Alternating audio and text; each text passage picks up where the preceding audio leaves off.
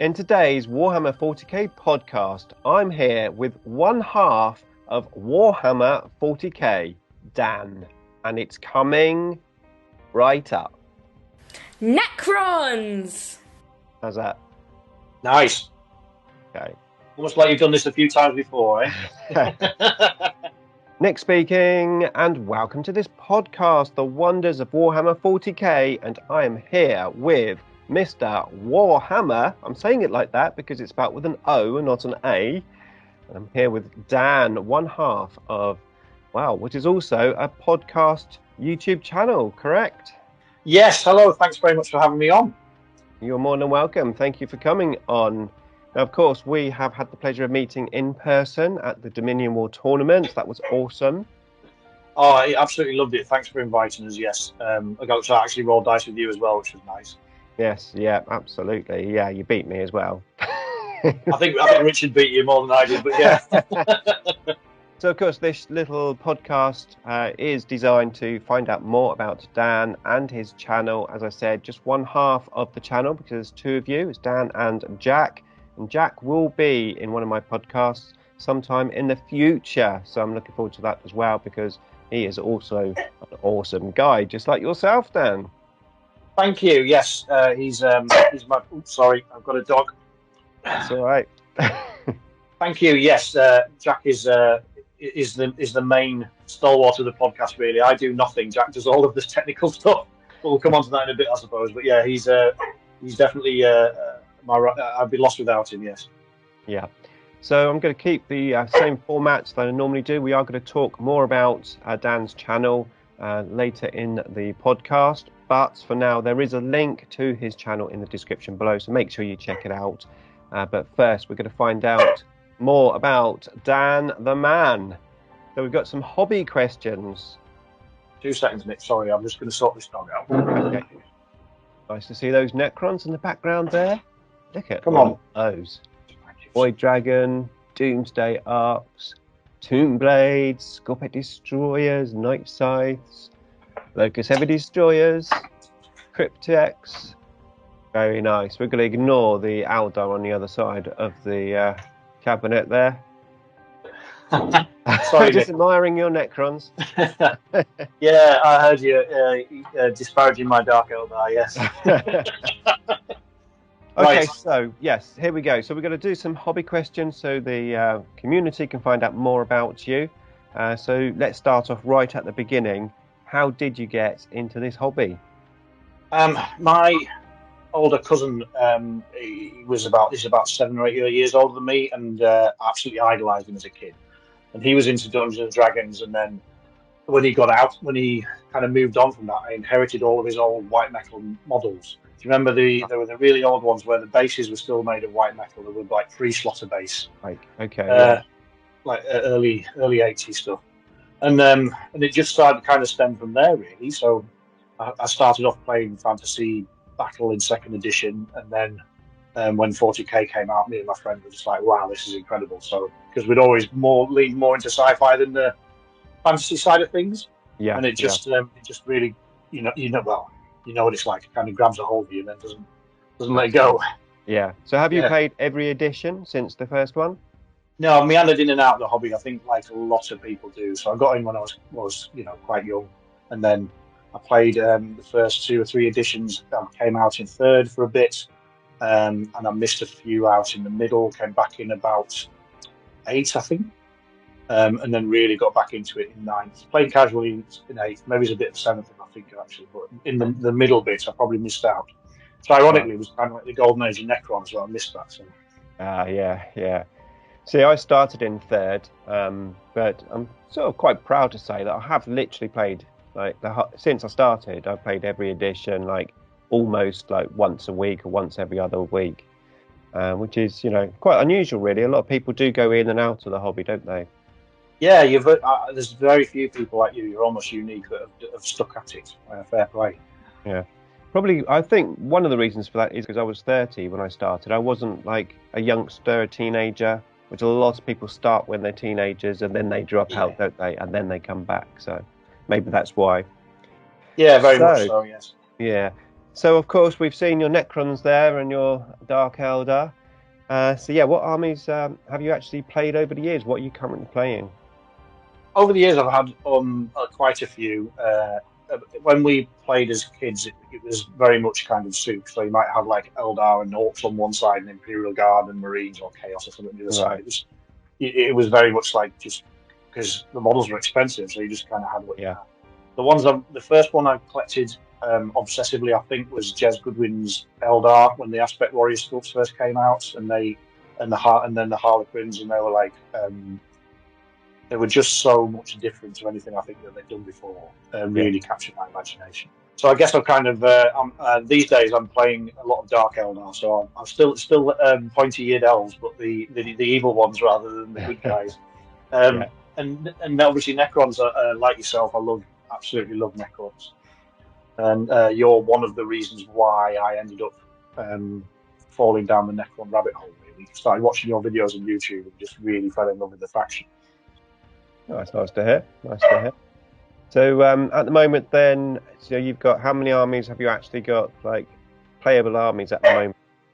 So playable armies, I've got Dark Eldar and Necrons, and I'm working on with my son on some Ultramarines, but they're not fully painted yet. We've got quite a few models, but not. We're a bit slow on the painting. Okay. And then I've also got tucked away in the garage. I've got nearly 2,000 points of Gene Stealer cults, which was meant to be this year's project, but hopefully I'll get around to next year. Next year, right? Okay, fair enough. So how often do you actually get to like hobby, and also how often you get to play? Yeah, it's a challenge, to be honest. I try and average about a game a week, pretty much the same as you. I reckon but that's probably about the right level. Sorry, excuse me. No, that's all right. Shush. Sit down and be quiet. We'll just ignore the little barks. It's fine. You sure? We're dog friendly. We're dog friendly here. She's got epilepsy, and she hasn't had a fit for ages, and she had one this morning. But then when she has one, she reverts to like being a puppy. So she's very attention hungry, aren't you? So hobby wise, I try and get a game in a week, if I can do. It probably averages out that way. Some games you play, some weeks you play fewer, some weeks you get to a tournament or whatever and play a couple more, or your club. Hobby-wise is a bit more challenging because I'm not 100% health-wise and haven't been for 2 or 3 years. So by the end of the day, I'm not much good for doing anything apart from lying on the couch and watching telly. So painting has become very slow. But I'm on the mend and getting better, so that's going to improve. So. But I try and do something hobby related almost every day because I think it's good for mental health. It's good. It's good to do what you love. It's good for your soul, isn't it? So try and do a little that's bit right. I always have a little saying that sort of keeps me motivated. It's like, as long as I do something for the hobby each day, and that's good. Whether that be planning a video, doing painting, reading an article or a book, or as long as you do something every day, then you're contributing towards your hobby, basically. Yeah, that's a really good way of looking at it. Yes, I'll try and adopt that approach. This is the worst she's been in like 3 years. It's just coincided. She hasn't been this. Like, I do work. I'm a journalist for a living, so I interview a lot of people on Teams and stuff like that during the day, and she's usually fine. Are you sure that's not Jack down there trying to get up? Yeah. He's worse. He's definitely worse for attention than a dog. Come here, come on. Right, but yeah. So I fully agree with you. I think I try and do that, like whether it's watching a video or reading. I'm trying to rereading Eisenhorn at the moment, the Black Library anthology, which is I haven't read it for years. That's really good fun. It's a good book. And how about playing? Do you get to play often? I'm trying to play once a week. I've just played last night actually around at my friend's house. We've got a good friend group that live in this area, so but they do play at reasonably quite high level. It's not casual. Right. Yeah. You have to take your best. You try and take your best list, and if you don't, you get a pasting. So it's. But we enjoy that. It has to be. We've talked about this before, but it has to be. If everybody likes playing like that, it's fine. But I only have one person to play against, of course. Generally, that's Richard. So I try to play once every couple of weeks. Usually we play. But yeah, just one opponent. Although I do obviously have games with other people, but they're basically all from YouTube. You know. In the past, I had quite a big gaming group. You know, bunch of us together. But we only ever played once a week. So that was on a Friday night. And what usually happened is that everybody was available. So we'd usually end up having like a 6-way game or something, you know. Oh, fantastic. But yeah, a lot of fun. I think that's probably the key to 40k and how much you play is your little gaming groups that you've got, isn't it? Because if you've got no one to play against, it's hard to play games, you know. Yeah, very much so, yes, yeah. And I think once a week is quite a lot, you might, because it's a big investment of time, I suppose. But I feel I need it because I don't know how you feel, but middle age encroaching, the rules seem to go in one ear and out the other. So if I don't play regularly, I forget what I'm doing. Yeah, this is it. I also find that the gaming takes a bit longer than it used to. I mean, I know it's supposed to be a quicker game, and it's probably maybe because I'm filming the battle reports and how I film the battle reports with the dice rolls and stuff. But I used to play in the evening, like 7 o'clock, we'd be finished by 11. But now it's like 5-6 hours to play a game of 2K with the battle report involved as well. Yeah. You know? Yeah. So I don't know. I'm slow. I'm definitely a slow player, but I'd rather, you know, take it have a reasonably leisurely game of like 4 hours than like try and rush through it and not enjoy it. Yeah. I mean, that time for a battle report, I don't know whether that's that bad. That's pretty efficient because you're an expert and you've done loads of them. But I know people that will film a battle report like in a similar style to you, and it'll take them like 7 or 8 hours. My partner Jack was on one a few months ago, and I'm sure that was from 10 till 5. So yeah, it was a long day. Yeah, they are. Yeah, I mean, I've honed my battle reports in to be shorter, so I only really do the dice rolls for the first turn, and once the first turn's out the way, I just do end of phase recaps, and that helps. That's like perfect timing for my back reps. Yeah, it can be, especially if you're playing orcs because they've got a lot of dice to roll. There's a lot of dice. I partnered at your event, Dominion War, was a partners game, which was great. And I partnered with Rich, and one of our friends, good friends, plays orcs, but he doesn't play shooty orcs, and I just had no idea about the volume of firepower they put out. Yeah. It's incredible, but it does take a long time to roll those dice. It does. There's a lot of them. I mean, our last game, when I had my 6 Catans, my turn was like 5 minutes, and Richard's turn was like half an hour. I just finished watching that last night. It was a really good report, actually. It was good fun. Did you enjoy running all the Catan list? I did, yeah. It's obviously quite tactically challenging, that list, but certainly it's fun, that's for sure. And it certainly gave Richard something to think about. It did. It was a close game in the end. I don't want to give anyone spoilers. Hasn't seen it, but it was a good one, yeah. Yeah, I've worked out, obviously, watching the battle report back, I think if I'd taken different secondaries, I could have squeezed a different result from that. But, like you say. Yeah, I haven't tried really playing fixed secondaries. The only time I played fixed secondaries was actually at your tournament because Richard suggested it, and it was an interesting experience. But I haven't. I always just like the thrill of the deck, if you like. Well, maybe we'll talk more about that in the gaming section. Yes. So the next question is, what is your best wargaming story? Anything that really stands out that happened in a game? Oh, I've had a few. I mean, at the moment, the current meme in our friend group is explosions. So I've been playing Dark Eldar quite a bit, and they're very glass cannon, so they'll come and hit you and hurt you. But if you can hit them back, they're very squishy. So but in the last, literally 5 of the last 6 games, I've either a giant demon or a land raider has exploded at the end. After I've killed it with something and killed like half my army. It happened again last night. So I killed a land raider, chucked some grenades at it. It was on one wound. Killed a land raider, and then suddenly realised I had about 6 units within range of it, and I went, "Go on, roll your 6," and we did. wiped out like about a third of my force, and a chunk of his as well, actually. But the most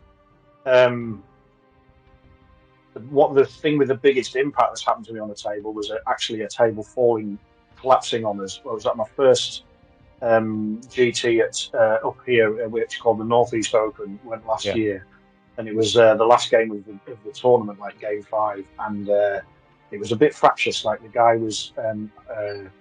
He was a bit grumpy, and he was accusing me of cheating, or he, you know, it was. I wasn't, but it was a difficult game, and we're about getting into turn 2, and I'm almost like, I'm not sure I can be bothered with this. I might just go home early. Well, and then I walked around the table, and he leaned on the corner, and the legs, but those folded tables that and the legs just hadn't been set up properly, and just went everything came out.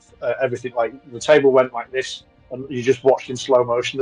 Every model just slid off the table, and the whole room stopped. Like it's quite, there's about 100 players or something, and it's quite a big tournament, reasonable sized tournament, and everybody just went, "Ooh!" And the immediate assumption was that that the game had got so exactly, yeah. So but yeah, that one was a little bit embarrassing as much as anything else. I tried to return a story which I've had as well in each podcast. So this one, I'm going to reflect on what you've just said. Actually, it's not really like a gaming story, but what it is. But you know what I mean. Not on the table. I'll explain. So getting ready to play my buddy. He's going to come round Friday night. I get all my Tyranids up on my tray. I'm going to play Tyranids that week. Get them all on the tray, and I'm walking down the stairs with my tray, and somebody, I'm not naming names, somebody left something on the stairs. And I trod on it and slipped, and my Tyranids went everywhere.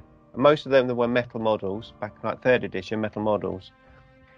And I phoned my buddy up, like, yeah, I'm not playing tonight, I'm fixing my army. So I immediately started repairing. 7 hours later, finally finished. Luckily, my paint scheme is just black and yellow. Most of the repairing and repaints were like black, just repainting black. So, got away with it, but it's like, it wasn't a nice experience. That. No, those I think those metal models, some of them, the multi-part ones, they were quite hard to put together, weren't they? And if you drop them, they would just explode again. Back to square one. My Morlock came. I had my Morlock, and all the spikes all came off, and the whole model came off for the base with all of the sand and everything. So I had like a layer of sand, and just like an empty base. I had to like glue the whole thing on. Yeah. My next question, I think you may have answered already, but any plans for a new army?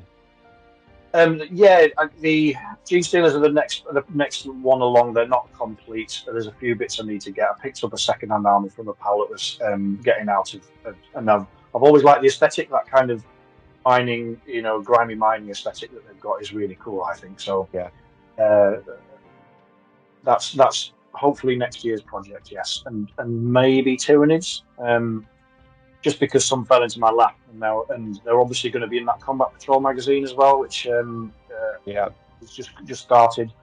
And I said I wasn't going to collect it, and I have, because I can't help myself. So I think I'll end up by some Tyranids by default. Yeah. Well, my hot tip for Tyranids is pick a really, really simple paint scheme, because there are a lot of models to paint, but you can get them done really quickly if you've got a simple paint scheme. Yeah. Thank you. Yes, I've watched a couple of your videos on painting this. I like the black and yellow scheme. It's really striking. They look like angry wasps, which is quite fitting, isn't it? Yeah. And I just primed them black, and they're 80% done. Which is that sounds good to me. Yeah. Okay, so let's move on to a little chat about your channel. So tell us first of all what's your channel name and what it's all about. Yeah, so I don't mean this to sound bad, but negative, but we've got a terrible name because it's called Warhammer, but war is spelled W-O-R. It's because we're based up in Newcastle, and war up here means hour, so it's like our hammer. So it was like an in-joke, really, because we didn't think anybody would really watch. And we didn't think about the ramifications of trying to search for that channel, because you know what the YouTube search engine's like. If you type in something with one letter different, it just assumes you're looking for Warhammer. It just literally comes up. Yeah. The only way I've found if I can find you is I have to put podcast in afterwards. Yeah. You go Warhammer 40k podcast, then you can just about find you. Okay, so possibly a channel name change at some point. We'll have to think about it. Hammer. You could change it to Hammer, but my battery's low. Let me plug myself in.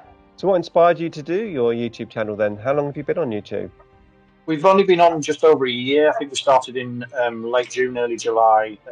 June. Definitely June, because we were just in the run up to 10th. And I think that was what it was the launch of 10th edition. We were quite excited about it. And we just decided to give it a go, really. And at the time, I had no idea there were so many podcasts out there. I was obviously watching a lot of back reps, painting guides, and the algorithm just shows you on YouTube what you like, more of the same. So I was like, there seems to be many people just talking about Warhammer on podcasts here. So I thought, we'll give it a try. And then once we got into it, I realised that everybody does it. So but that's not necessarily a bad thing. But we wanted to try and just do something where we don't try and pretend to be experts, because we're not. It's more about just two people like us, just like this. Two people like us, just talking about the hobby they love and different aspects of it. See how that went, really. Okay, yeah. So obviously I've been following your channel right from the beginning. So I've really enjoyed it. My takes from it, I think it's very high quality. You know, I like your setting. It looks really, really good. Fantastic sound, and really two nice guys, genuine guys, just chatting about the hobby, different topics. Definitely worth a watch. You know, I've really enjoyed the videos. So yeah, keep doing what you're doing. Absolutely. Thank you very much. We were enjoying it, and we said we'll just keep doing it for as long as we enjoy it. We're both obviously the same as you. It's like a passion project rather than, this isn't our job, is it? So no, exactly.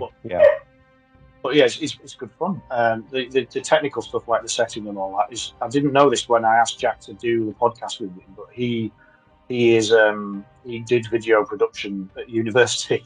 That helps. Yeah, it was a bit of a leg up because he knew what he was doing in terms of setting up lighting and getting the sound right, all that kind of stuff. So it was a bit of a head start in that respect, but you still have to actually talk about something that's interesting and Yeah, no, absolutely. Yes, I mean that's right. Sound. You've always got to have good sound. I think if you've got really bad sound, no one's going to watch. But if you've got good sound, then the actual lighting and stuff doesn't actually make too much difference. It's all about what you're saying. Basically, it's the content itself, isn't it? Really. Yeah, and that's where we've got a long way to go to get better at that. But as long as people are watching at the moment, and we keep we still there's still that vibe there where we're enjoying it while we make it, then we'll just keep going. Yeah, absolutely. And how is the channel doing at the moment? Very well. We started, as I said, about just 15 months ago, and I think we're just over 2,000 subscribers now. Let's be honest, you're smashing it, mate. You're smashing it. Well, we've got nothing to compare it to, so it's lovely to hear people say that, but we don't when you're doing it yourself, you don't know what's how many likes is good or anything like that, because I don't know. It's all still relatively very new to us. Yeah. And also we did have some help from a Mr. IDICBeer who promoted us on his channel to help get us over 1,000 subs earlier this year, which was much appreciated. That's okay. I mean, obviously YouTube is totally different. When I first started, it was about bad videos, and you had caps on how long you could upload a video for, the length and stuff. All right. Yeah. To give you some idea, I got 87 subscribers in my first year. Wow. Yeah. That's quite a few years back when YouTube was a lot smaller then, wasn't it? 15 years ago. Yeah, that's right. Yeah. So yeah, I think you're doing really, really well. So keep it up, basically. Yeah, absolutely. Thank you. It's funny one. Try not to get obsessed with the stats because it doesn't make any difference. I can't magic more subscribers, or you just have to try and make a video that's to the best of your ability and hope that people like it, don't you? Yeah. And I don't know if you find this, but sometimes you'll do sometimes we'll come off a recording a podcast and that was good, felt really good, feels good, and then nobody watches it. And and then something else.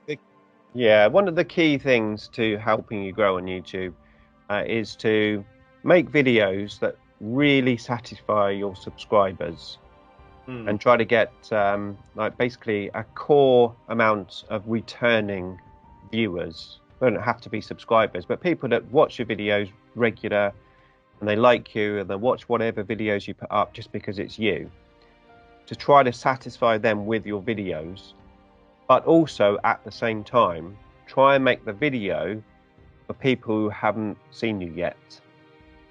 But when they find you, they also like what you're doing.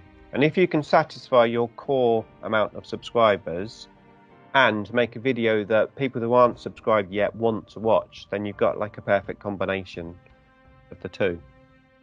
Yeah, that's brilliant advice. Thank you. I think we're still, I don't know how long it took you on your journey, but I don't think what we are is fully coalesced yet. We're still kind of just making videos that we want to make and not thinking enough about, like you said, about, maybe doing it more strategically, but maybe it's time that we start thinking about.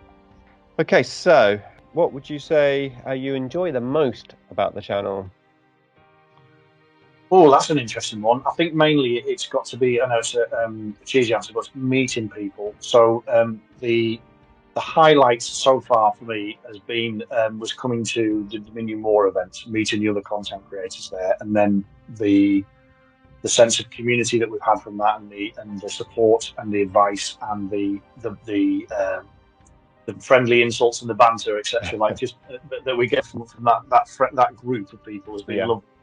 And I think it's, I'm sure it's been said to you before, but it really re-energized us. Like we came away from that full of love for content creating and some more ideas about things to do, etc., etc.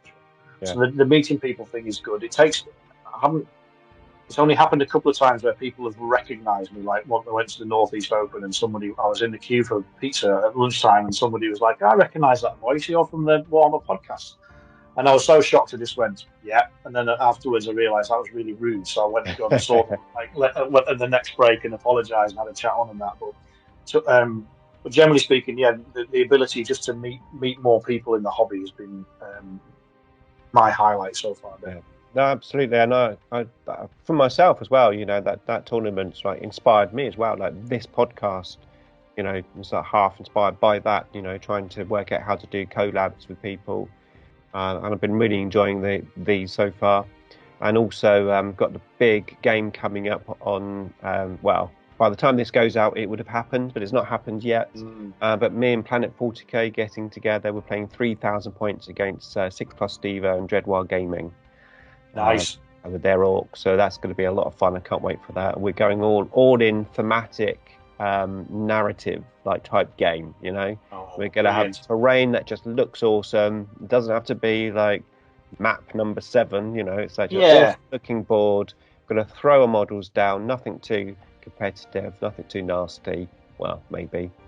And roll some dice. So I can't wait for that. It's going to be really good fun.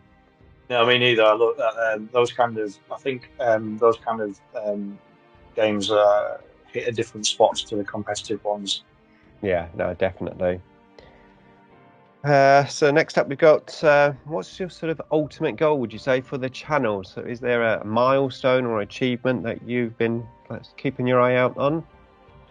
That's a really good question, and I think to start with, I think we were obsessed or over obsessed with things like how many people are watching a video and then how many subscribers you've got or whatever. And I think the more you get into it, the more sanguine I am about all of that. So I'm just going to kind of see where it goes. So I don't anticipate ever being a full-time YouTuber, for example. But I would like to. I would just like to see how far we can take it, and where that is, I have absolutely no idea. we've got lots of ideas for things that particularly Jack is very very goal oriented and driven. He'll probably reel them off for you when you speak to him. Okay, that should be an interesting one. Yeah, but I'm honestly just enjoying the ride is the best way I could put it. I think it's been a lot of, there's an awful lot of hard work that people outside of, and I didn't realise before I got into it. You think, well, it's easy. You just sit down in front of a camera with a microphone and you make some content. But there's a lot. It's almost can become a second job. It is literally constant, isn't it? I could be cleaning my teeth and thinking about video titles or how I'm going to do a particular thumbnail or whatever. It is literally constant, but it's also like constant fun as well. I find that it both has a detriment to my hobby, because I probably do less hobby because I'm making videos and stuff. Like now, I probably would be painting as opposed to recording this. But also on the other side of the coin, I think it helps my hobby. Because without the channel inspiring me to paint that new unit that's just come out or whatever, I probably wouldn't be as motivated to do so much hobby. So it's like a devil in deep blue sea, I find. Yeah, that's a really good way of putting it. I fully agree. There was a time we called it like the grind phase, where we were starting, we were starting to try and make the videos better quality, which required more effort, and we were just not finding enough time to roll dice, and you have to strike a balance, like you said. If it becomes too onerous, then I think, and you see this happen with a lot of little channels like ours, is like they get to that point where it becomes onerous and they just like lose that spark, don't they? Yeah, absolutely. And YouTube is hard as well. I think there is a stat. There's only 6% of YouTubers make it to 10,000 subscribers. Wow. Right, maybe that should be 6%. And most YouTubers give up before they hit 1,000 subscribers, because it is such a slog. So yeah, when you look at that and then what you've achieved, as I said, you've done really well. Thank you. And yeah, I had no idea about benchmarks like that. That's really interesting. And I think part of it, and part of what keeps me motivated is I'm quite active on Instagram, so I run the Instagram account. You are. You make me. Whenever I see an Instagram post for you, I feel shamed that I've not done anything. You look at my Instagram; it's like it's not dead, but it's very sporadic. I noticed you've been pretty good lately. You've been pretty good. You've been a bit hard on yourself. I've seen a lot more from you. I try, but the way I see it is, if I've got energy to put, I try to put it into YouTube. I know it is potentially something that can draw people to YouTube, but if I'm going to do a community post, I'd rather do it on YouTube and spend the time. And whilst I could duplicate it onto Instagram, half the time I just don't, because it's like, right, move on to the next thing for YouTube. So I'd try to concentrate on YouTube, and my Instagram or my Facebook is like a secondary thing. But yeah, I must admit, when I'm scrolling, I see all your fantastic posts that you do, because your thumbnails and stuff are like really, really good. And I see all your posts and I think, oh yeah, and I quickly let's not think about that. I mean, it's part of my job, so I kind of have to be on social media for some of the aspects of my day job. So it's easier for me just to flip between accounts and update it and stuff, because it's like enmeshed in my daily routine, if you like. Yeah. But also, I get very easily sidetracked, and in a good way, because you engage with the people that follow you on there, and they end up becoming like internet friends almost. There's people on there that, who've been with us almost since we set up the Instagram, and we talk to some of those people on almost a daily basis now. Yeah. I think also half of my thing started when I got my memberships on my channel. Because I did want to put a post on my memberships, and then before I put one on my community tab, I then post it onto Instagram. And it's like, well, I don't want to do that, because people are supporting me. They want to see stuff that no one else is going to see. So I'll just put it onto the memberships, and then it almost becomes habit of that's just what I'm doing. Maybe that's also that's like levels above where we are and what we do. Like I couldn't tell you how memberships work or community tabs or anything like that. It's beyond me at the moment. We're still but yeah. So and that's also fundamentally what you're doing there is the right thing to do. I mean, I'm a member. I'm a subscriber to a member of your channel, and I like getting those member-only updates. Yeah, thank you. Yeah, for that. Appreciate that. So let's talk. We've got one more question for your channel. Do you have anything exciting coming up in terms of content, video, or topic? You've got a couple of things that you might actually be interested in more up your street than some of our usual content. In that we are going to a couple of more narrative events, a bit like what you were just talking about there. So there's a huge one up here. It's a shame it's so far away from you. Otherwise, we would have invited you up. But it's called Apocalypticon, and it's like something daft like 100,000 points or something like that. With a real strong narrative thing. So Jack is attending that one this year. I can't go because it literally falls on my daughter's 18th birthday, so there's no way I'm going to do that. Yeah. Well, make sure he takes more than just a picture this time. Yeah, I hope so. Yeah, so he's in charge of Trazan the Infinite, and there's the guy who runs this is compiling a whole backstory about Trazan his Necrons, and Jack's obviously got quite a decent collection of Necrons, but the guy, it's not enough. I think he's probably got 3,000 or 4,000 points at least, but the guy wanted more, so he's written into this narrative to give Trazan these Pokeballs almost of the other factions. So things from Trazan's vault, he's just going to chuck onto the field like his an detachment of Imperial Guard or something, which should be quite exciting. Yeah. Then sounds cool. Yeah, that's end of November, and early November we're going to Warhammer World to support a charity event for the Mind Mental Health Charity. And again, it's run by an organisation called Rally Point, and they do a lot around wargaming and mental health. Really good bunch of people. So yeah, we're looking forward to again. That's going to be. It's not fully narrative, but it's definitely much more. What would you call it? What would the Americans call it? Beer and pretzels, kind of. Right. Yeah. Yeah. So this is giving both of us sleepless nights because, as I mentioned before, we tend to play in our friendship group, we try and beat each other up basically. So we're going to this casual event in aid of charity, and we're like, well, what do we put in our list? Because we don't want to be that guy that turns up and ruins somebody's day at Warhammer World. I'll tell you what, it is much harder to write non-competitive lists when you're so used to writing them. Yes. It's really, really hard. I know Richard struggles with it. I'll contact him before I say, look, just to warn you this week, I'm playing like a really themed list, Yeah. Yeah, and he goes, oh, okay then, yeah. And then I go around his house and I have this like horrible list. He goes, yeah, but it's themed. It's themed. It's themed around 3 units of looters. yeah, exactly. Yeah.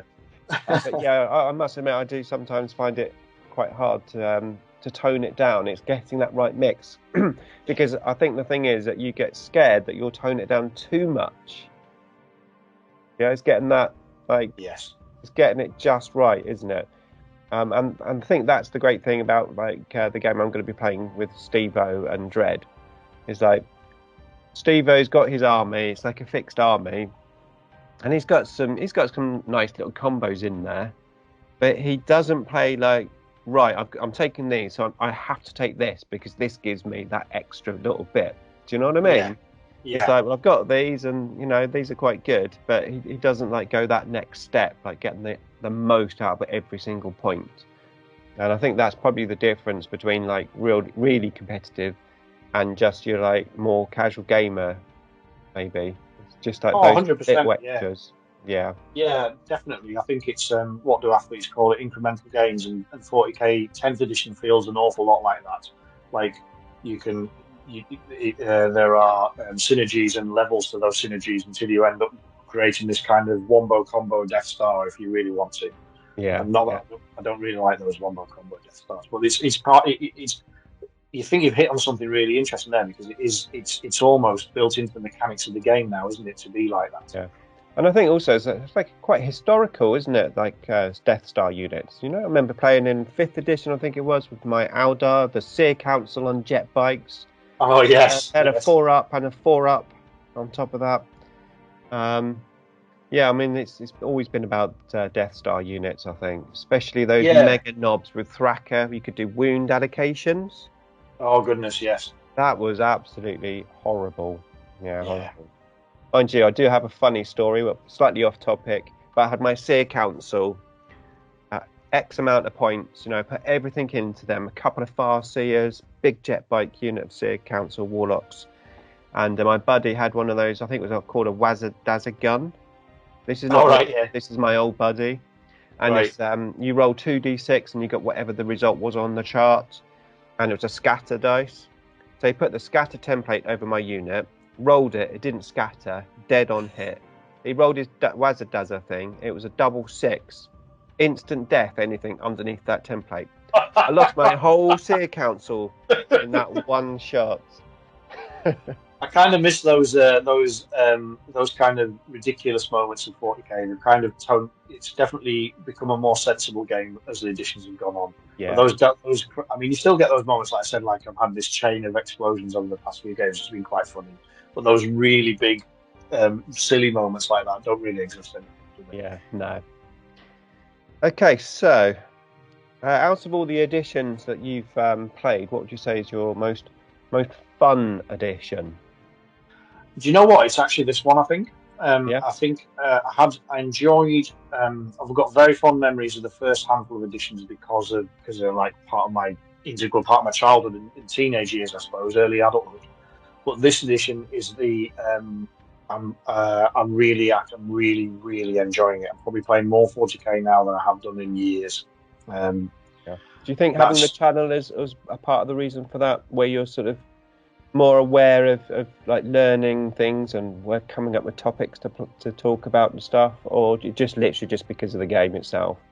I'm massively in love with it. I was in love with Night. I was very much interested in liked Ninth Edition, but I wasn't in love with it because it was a difficult edition. It was a challenge, I think. There's just too much going on. Yeah, so many stratagems and stuff. Yeah. And this one feels a bit like it just feels a bit easier for me to play. I think that's part of it. And I do. I don't really play for homework for the channel. That bit is kind of playing the game is sacrosanct to me. That's like my escape. Okay, see, I'm not like that, because when I play a game, I always record it. I never play and not record the game, because the way I see it, it's content for the channel, Yes. So yeah, I think sometimes that's why I make a few mistakes sometimes, because I'm concentrating on holding the camera, making sure it's over the right place, and you're rolling the dice, and you're constantly thinking of what you're going to say and stuff. And then sometimes that does take you out of the game, and sometimes you do forget rules and stuff because you're doing like all of that stuff. We were in awe when we came down to Dominion War, because it was we were playing games. I mean, we weren't filming the whole games, but you were filming the whole event, and there was other people there that were filming in game and doing other things. And we tried that, and we just after the first half an hour, we're making a mess of this. It's like anything, isn't it? It's just practice. It is literally just practice. Yeah. But it's an impressive skill, I think. Like, to be able to play a game to a very good level and film it and be aware of everything else that's going on as part of filming. Yeah. But my games at the moment, we might look at back reps in the future. Never say never, but we haven't got the facilities to do it at the moment. No. And at the moment, that is the one bit of the hobby that is just for fun. Fair enough. My favourite edition, I have to say, is 4th edition. Oh, interesting. Yeah. So I started in 3rd, or sort of probably halfway through 3rd. So I was just learning the game in 3rd. And then 4th came out, and I really liked the missions in 4th. We had like the attacker and defender, really wacky like missions. Yeah. And I didn't start to become more sort of rules, more tactical driven until 5th edition. Because in 5th edition, I started in the Eldar army, and they were tactically challenging after playing Necrons and Space Wolves. Right. Really finesse. You had to knew what you were doing, basically. So in 5th edition, I got my Eldar. I got stomped every week to the point that it's like, right, how am I going to win a game? And that's when I started like searching. In those days, it was forums, tactical forums. And then I eventually found Fritz, Wargamer Fritz on YouTube, and then I learnt the tactical side of the game. But before that, in 4th edition, I knew nothing about tactics. I just took units, like, right, I'm going to play this, and this tonight, that's going to be fun. And you just played. And those were the best games, the games that I didn't know about tactics.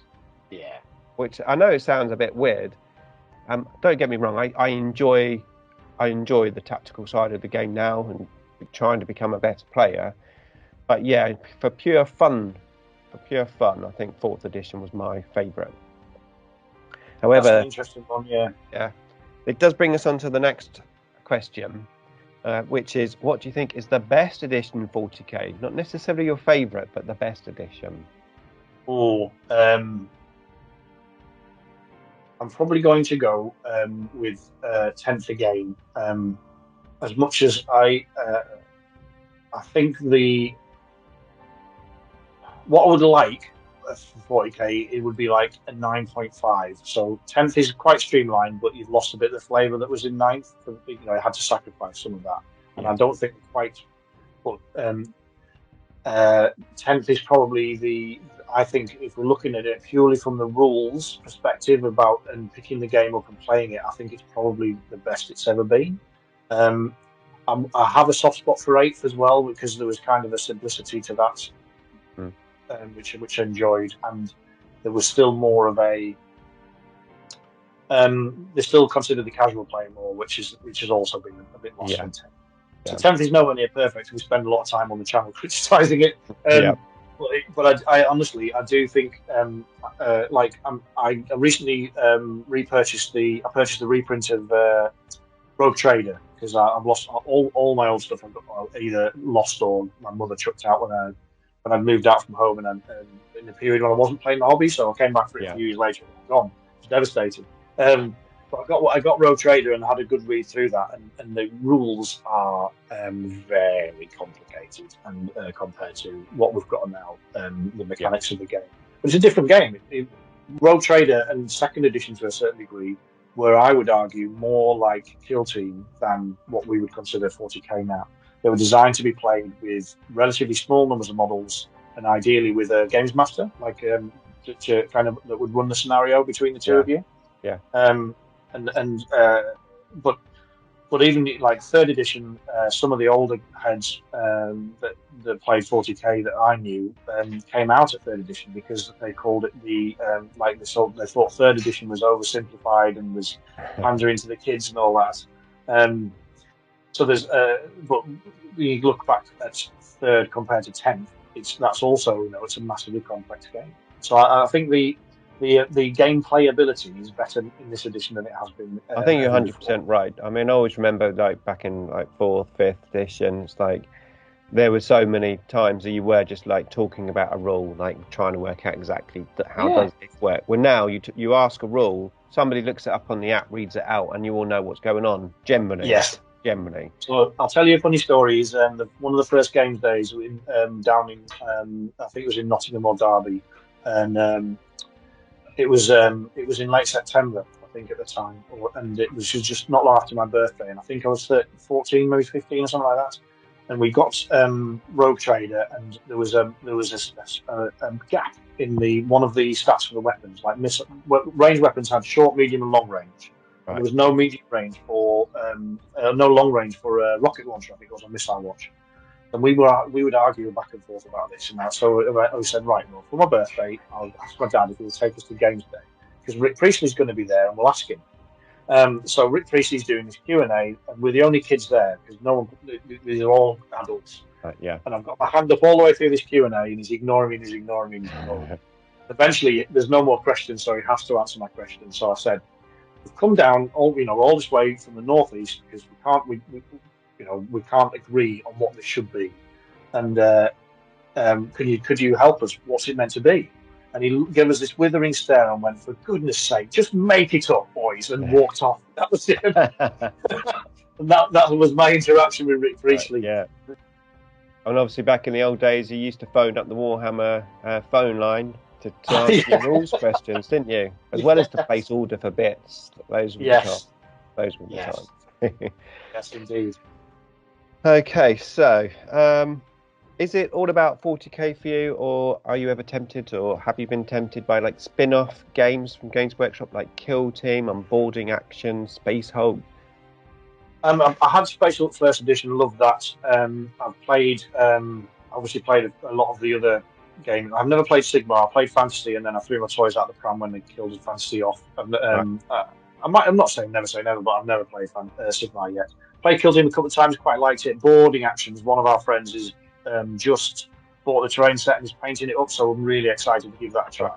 I don't know if you've given it a go, but those kind of like shorter pickup fun games, it looks great. I only play those games when somebody else has them. Yeah. So I make no commitment to play and collect any other games. But if my buddy's got Blood Bowl, he loves it. Oh yeah. Yeah. So I go around his house. He's got a team that I always play around there, and we play a bit of Blood Bowl. But I wouldn't collect it, Yeah. So I try and no 40k. That's it. I've got too much to do. Yeah, definitely. I used to love Blood Bowl as a kid. On the first edition one, which was like a cardboard gridiron kind of board, and I think it was in 6 pieces, 4 or 6 pieces, and the players were like a slaughter base almost, but it was a card like cut out, so it wasn't even any minis. And then the second edition with the polystyrene board, that was a great edition with the plastic minis. That was a lot of fun. And I like the Blood Bowl community because it's very different. They don't take themselves seriously in that respect at all. I don't think. It's a nice vibe. It's good fun, isn't it? Yeah, although I always struggle because I always want to try and score a goal, and I know it's not about that at all. I used to play Skaven because they're quite quick, so I'd always try to fish my Skaven at the back line and try and throw the ball and stuff. And then my buddies listening, "What are you doing?" No, like smacks me in the face. Yeah, it's definitely very different. So, Warhammer Plus, are you subscribed to it? What do you think of it? I am, but I rarely watch anything on it. So I'm behind on most of the animations. I've seen, I think, 1 episode of The Ties, which is the new one, and I think they're on 3 or 4 now. So I subscribed to it because you needed it for it's tied to some of the access to the codexes or something, isn't it? I can't remember what it is now. But so I just kind of bought it by default, and I think it's a terrible idea, and I don't use it. It's a short answer. I think Games Workshop is going to be honest and be that its products is plastic minis, and that's its goal, is to sell more minis. Then the rules should be online and free, and the codexes. I don't mind paying online, like paying a fee to access. Like if Warhammer Plus was £10 a month, but you got access to all the codexes or something. I'd be cool. Yeah. So my point of view is, I'm a bit like you. I have no interest in those animation things. I have seen Prior Nexus, I'll be honest, but obviously not via the Games Workshop app. I think the app is awesome, and I would be happy to pay for it. But I don't want to pay whatever it is, $4.99, $5.99 for a load of stuff that I don't actually want. If the app was $1.99, $2.99, then I would pay it, and I'd have the app. Because that's all I'm interested. I think there should be an app-only option. I fully agree, and I think that the reason they drove us down this route is because Warhammer Plus wasn't doing very well, and I think they needed to be able to show some subscriber growth to their shareholders, so they kind of funneled us into that just for that reason. It's not. An app only would be awesome. Okay, so we'll come back to the last question. Ooh. How long should an edition last? Yes, this is a great question. And we had a chat about this the other day, me and Jack, and I think 5 years is a sweet spot. And that gives them, with the size and scale of 40k now, they need probably 3 years to get all the codexes out. So let's say there's nearly 30 factions, and there will be ultimately, I think that's their goal, 30 factions. So 30 factions, 10 codexes a year. Year 1, 2, and 3, all the codex. By the end of year 3, everyone's got the codex. What happens at the moment is, at the end of that period, if you were like in 9th edition, if you were Imperial Guard or what was the other one, World Eaters, Yeah. You literally had weeks before 10th edition came out before of your codex being usable, which is absolutely disgusting. Yeah. So I think 5 years solves that problem. 3 years to get the codexes out, 2 years for us all to enjoy them. Yeah. I remember when I first started, and I got my Necron Codex, the 3rd edition one. I said to my buddies, like, how long do you think this is going to be valid for? You know, because I was scared that it would be changed quite quickly. Yeah. And bearing in mind back then, you know, it was a lot more distance between the 2 editions. As it turns out, that codex lasted me 10 years. I was using that codex for 10 years and 3 editions. You know, that one full book. Times are definitely different now. But I think 5 years is probably about right. I think for me personally, 3 years is way too quick. 4 years, okay, every 4 years. But yeah, 5 years would probably give them enough time to like launch another edition a bit more solidly, with maybe have some more codices ready to go so they can maybe come out a bit quicker, etc. Yeah. And yeah, just takes the pressure off a little bit. It feels a bit too fast paced at the moment. Yeah. Well, Dan, it's been an amazing chat. Really appreciate you coming onto the channel. Hopefully you've enjoyed it. It's always great to speak to you. Thank you, and apologies again to any viewers that picked up some dog issues in the background there. She's been a That's pain all right. today. I'll try and edit a few barks out. Yeah, I don't like making life more difficult. No, it was great to be a guest on here. Thank you. I think it was a good experience. Excellent, and I look forward to interviewing Jack as well in the future. In the meantime, here is my podcast playlist for you. Go and check out all of my other episodes, and I'll see you in the next one. Excellent. Right, let's. Oh, good. I'm so sorry about that bloody dog. Come here, you.